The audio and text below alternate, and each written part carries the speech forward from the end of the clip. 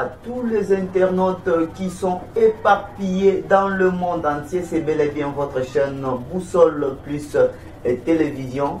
Et bienvenue dans votre tranche d'éveil des consciences qui vous est présentée par Diamant Vert. Et à la caméra, c'est bel et bien Glody et Ngimbi. Alors, aujourd'hui, nous sommes dans la joie d'être en face de vous. Et puis, nous avons choisi un thème très important qui va vous édifier. Mais il faut tout le dire parce que les Naïbisa qui viennent Boussole Plus TV et Ali chaîne des directions.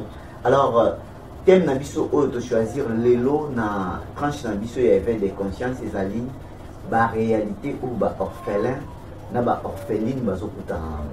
Je crois ici que vous allez voyez déjà que nanyo ba béni orphelin topé orpheline. Pour nous expliquer bino orphelin to orpheline bazali bana oyo babungisi baboti na bango. Pour nous kokende na lingala facile bana o bakufela ba parents. Donc papa kufa, nzamba benga et maman kufa et puis bana batikali. Ce sont là bangonde to bengaka ba orphelin ya mibali to pe bana basi ba orpheline. Alors les autres zolobela ba réalité nini oyo ba orphelin bazokutana na mona ba vie na bango. J'ai choisi pour vous quelqu'un qui va défendre, qui va s'exprimer parce que yé azamuto alina komona na mutu na pas cité. Laissez-moi dire ça. C'est quelqu'un qui partage avec les gens. C'est quelqu'un qui a vivre pour le bien-être des autres. Alors, c'est bel et bien maître Louison Mwakame. Et vous savez, c'est moi. Il est mon copain à se présenter, mais il a déjà apprécié un mot de bonjour, maître Louison. Bonjour. Ok. Voilà. Donc, pour se présenter, dans le bateau, bonjour téléspectateurs, bonjour madame Gachène à Boussole TV. Je suis maître Louison Mwaka, analyste, je reste en formation. Je suis pour la question Oyo. Je suis Boussole TV, pour tout le thème de Boussole TV, mini Oyo, Bana, voilà, merci beaucoup. C'était bel et bien présenté. Merci déjà pour cette présentation, maître Louison. Et je vous rappelle qu'il est aussi maître avocat. Mais les autres, Tozanaye, Awapona, Makambetali, Loate. Donc, Tozanaye, Pona Makambetali, Ba Orphelin, ba analyste. Alors, nous allons analyser. Et déjà, nous te remercions pour la présentation. Et sans plus tarder, la première question, parce que thème déjà soyez bien. Alors, pourquoi question Nabiso Liboso pour nani ba famille bazope sabana valeur te sima ya papa to ya ba maman. Papa kei, maman kei bana batikali ba orphelin, mais ba famille na sima ya kobungisa baboti bana oyo ba défunt wana batiki bazope sabana valeur te pour nani. Merci beaucoup pour le débat. Monsieur le journaliste, il faut que les gens africains. Voilà. Africains, être oyo, lié la famille. Donc, c'est-à-dire, quand tu as cola, tu as se créer entre les famille. Voilà. Alors, qu'est-ce que tu dis pourquoi Valère et Zarakate na bana au batika la kasina baboti? La première des choses, ces enfants-là, bana wana, c'est par rapport au prix à prise de valeur et à bien mon bot ou à tiki bango. Parce que mais quand on expliquer plus de valeur ou à tiki bango, il y a des gens qui vont valoriser banana. Voilà. Toujours le sens ni. Tant toujours cola, tant toujours tanga, tant toujours se mouver la vie. Famille a appuyé il y a des qui a avancé à se retrouver la vie. Voilà. Dans se retrouver la vie, à se retrouver à tiki sur le bot aller si va à comment qu'on s'engager kanabana. Oh, bah, il y a des alliés, oh, les alliés, biso, to biso, to stimagi, ya, to stimagi, leki, pour amaka. Mais il y a un comme une esticamana, il y a un comment diriger famille. Parce que souvent, tu as dit, bah, non, on a pas dit comme ça. Et là, souvent, bah, oh, bah, tikeli, bah, moi, et l'autre, mais famille est bouteille. Voilà. Vous avez famille est bouteille. Pourquoi famille est bouteille? C'est parce que famille, il faut constater que des vivants du père, des vivants des parents, ils n'ont pas bénéficié de l'eau qu'on a bango ou famille et cocu qu'on bénéficie. Ça, c'est une première hypothèse. Souvent, l'hypothèse, on est à un niveau. Deuxièmement, tu as lié la coutume. Mission de coutume, surtout sur ta zone d'antiquité. C'est-à-dire, mutu soki akufi atikaka précédent na ye alanda ye, c'est-à-dire soki papa mama bakufi wana na bikolo nyonso, oui papa mama bakufi leki na ye wana atikali enda mutu akogere ba oyo batikali ali souvent tokutana baproblème wana déjà dès le vivant ya baparent biso baboti il faut que toyebikaka bana bazala na unité. Pourquoi? Parce que quand tu as unité on est tozangaka biso toza na bozwi ba oyo baza na bozwi te unité ezangi yango moboti azokufa unité wana ekozala te omoni souffrance na bango place eutaka unité wana ezali te déjà. Donc ville la coutume et que coutume ezoloba préséance wana aye ayekokuta déjà unité ezalaka te ye na bana ntango ye azorécupéré biloko ya moboti ozomona akokoma na niveau déjà akonéglige bana wana bazala ja na servité. Mais soki tozongi na domaine na biso juridiquement par là, je dirais que tozozanga ne balobeli ya bana wana pour ete base retrouver na droit na bango. Parce que la loi dit que les 1/4, les 3/4 ya héritage ya baparents ezalaka édité na bana. Donc, veut dire bana basufaka na ignorance na loi. Voilà. Merci beaucoup. Bana basufaka na ignorance ya loi ndenge maître Luson menazouye na domaine na été mais donc voilà ça déjà avocat makile tambolika na nzoto. Donc vous avez compris que balobi ba parents tamboza bon bozo yeba ndenge ya komema libota na famille oyo botité. Donc yango zo sa ke tambo kei mutu atali atangaki na mbongo nanga asalaki na nini nanga tamo boti bana atikali kosunga ngata atikali kosala bote atikali kosala bote bon ngape na profiter parce que ça na mwelo kwa suka nazwa lupango nazwa nini bana bon basaka bana déjà si babota mito kosala le côté. Donc bana soit ba oya zui mwana mais souvent bana ngo komona ke tambo ba parents na mo bazalaki bien expliquer ndenge nini makambo wana ezosalaka ekomela bandeko na biso baorphelin to baorpheline. Alors yo nano otiki mokili te zwa baprécaution oyo maître alobi pour ke lobi bana na yo basubir baconséquence oyo baorphelin na baorpheline bazokutana nango te. Merci maître Luson Mwaka pour cette réponse. Alors la deuxième question, est-ce que tozotuna question, est-ce que kokufela baboti eza etumu? Parce que orphelin na orpheline la plupart sur 100%, 98%, 99% ya orphelin na orpheline soko yokika lisolo na bango esalaka motema pasi pona nini? Est-ce que kokufela baboti eza tumbu? Bon tokoloba ke liwa d'abord ya naye d'abord la présentation naye moko ya liwa aza fait d'abord imprévu. Voilà. Fait imprévu ngolo ba ke to yebaka te esika ni tokutana yango. Voilà. Alors surtout etumbu déjà eza na carte ya liwa parce que balobi na Bible le salaire du péché c'est la mort. Donc etumbu déjà ko y côté kuna. Mais na ko koma orphelin eza etumbu te eza circonstance. Voilà. Alors pourquoi histoire na bango ezalaka passe? Pourquoi solo na bango ezalaka passe?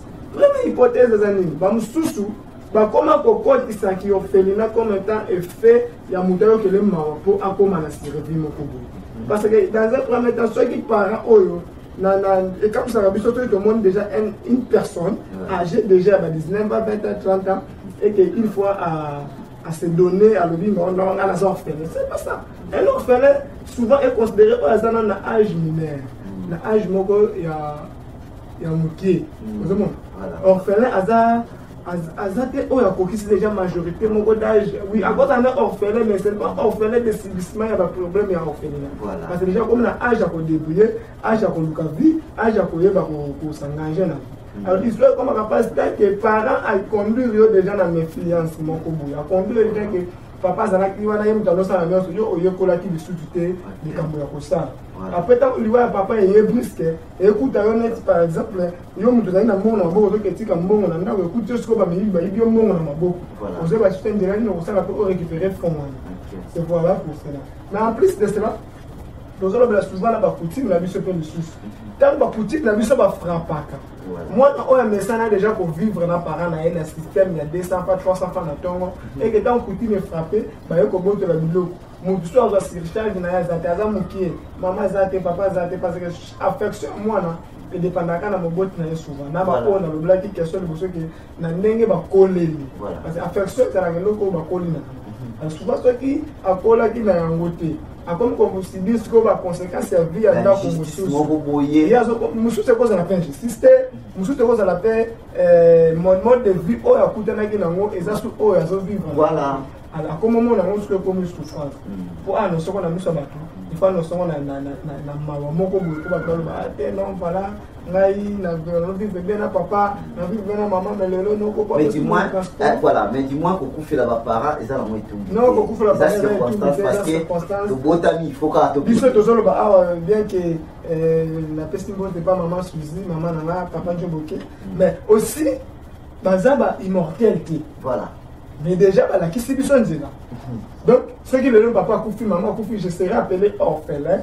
mais pas orphelin de regret orphelin oh il déjà a vu déjà formation qui a pour s'en sortir. Voilà. Merci pour cette réaction. Je profite de l'occasion pour dire merci comme ça à Cédric Boundou. Yoruti Afrique du Sud aux arts. Tout le monde en a eu. Bambot ici pour l'émission Cédric Boundou, je confirme aux arts déjà dans Kinshasa. Voilà, troisième question, maître disons moi car Lilo Banayo pour ma famille. Oyo bazak après liwa ya baboti. Basakaka donc ma famille surtout ma famille à Kinshasa awa maître disons.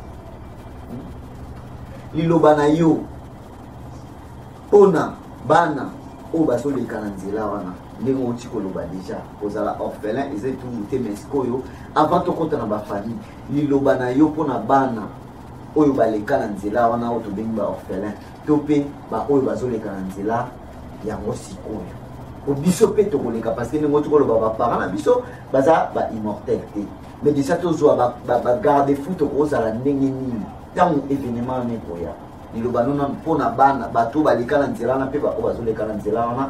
Donc nous parlons du passé, du présent et du futur directement. Voilà. Au moins, l'orphelin, c'est un nom. Mais, ils sont tous les gens qui souvent, comment on appelle, il y a aussi qui n'ont pas voilà. Donc, ça dit que l'orphelin, c'est un nom. Alors, on est cananzela, il y a comment on a un âge non comme mineur. Il y a des appuis sur ça. Qu'est-ce qu'on peut dire à ces enfants-là pour qu'ils se remontent les mémoires, qu'ils se remontent leur état d'esprit. Là-bas, les lots vont se retrouver tel là-bas, les lots qu'on a toujours se retrouver là-bas. C'est-à-dire quoi? Le lots mais toujours épinglé quelques-unes. Par exemple, un orphelin, tel qu'il y a eu aux armes, et que les lots se retrouver dans la circonstance que papa, maman a couché. Alors, ne te donne pas que papa, maman, le gars, mais maintenant, prends-toi en charge.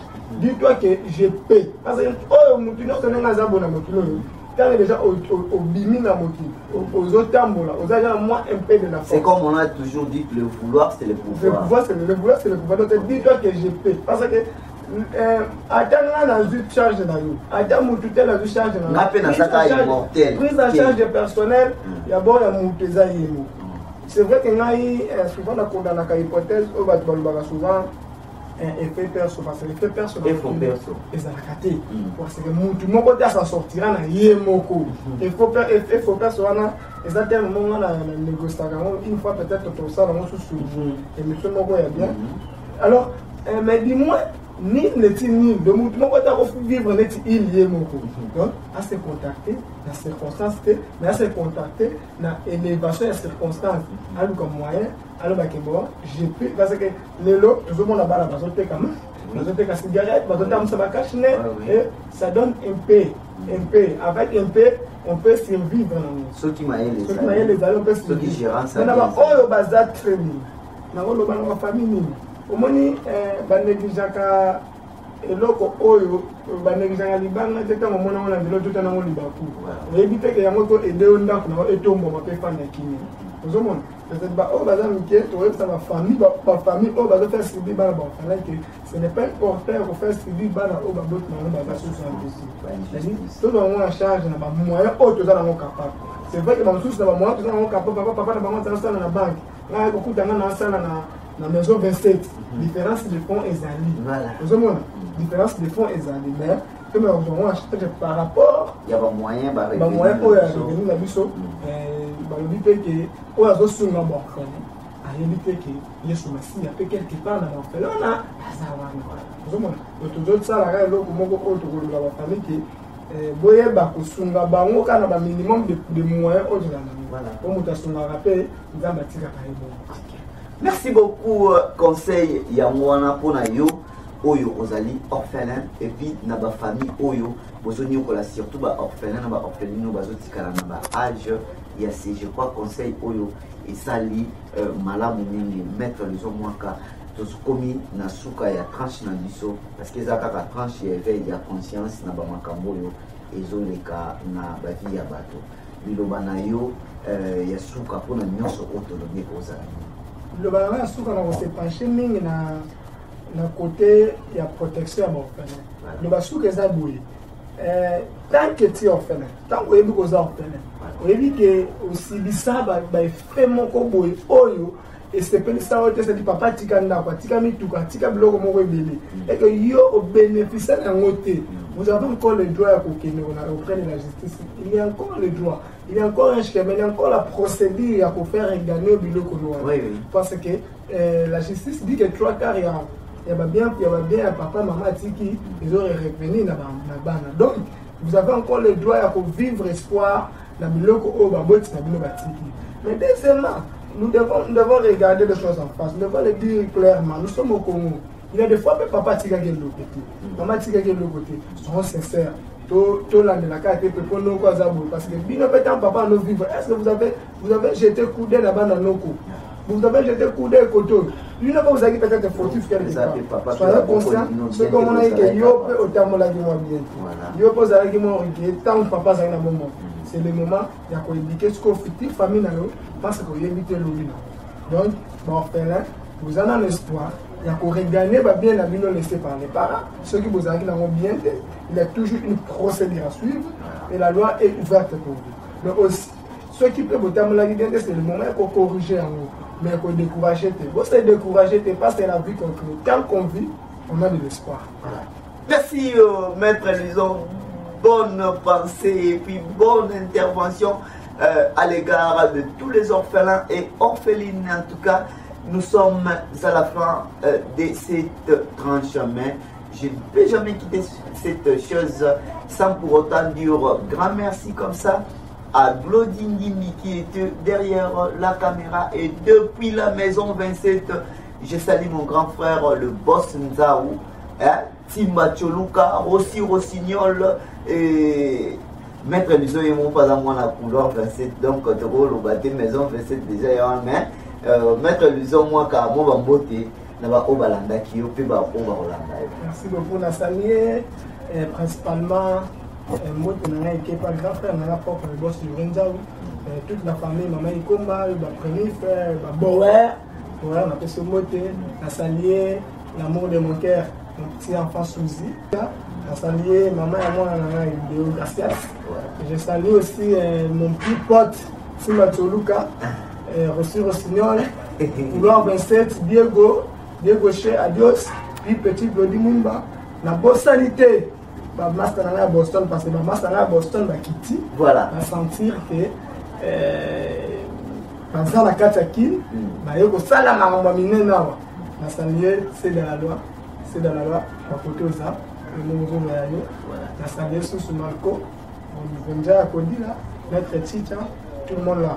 Qui connaît ma figure là, je vous salue et vous dois verser tout le monde là, la salut Rabi, les grands barman. Voilà, merci, Maître Louison Mouanka, honorable Blanchard Boissa, mon vieux Gizi Madouki là, papa Poukouta depuis la France, bonheur en vie là, maman Sylvie, mère supérieure, Bino Nyonso, Chantal Mansanga, Tolela Bino Fort. Boussole Plus TV, votre chaîne de direction est là. Je confirme avec la dernière énergie encore une fois que Cédric Bouni Azao. Au Malamona, pour vous expliquer Cédric Azadi. Au revoir et on se retrouve prochainement.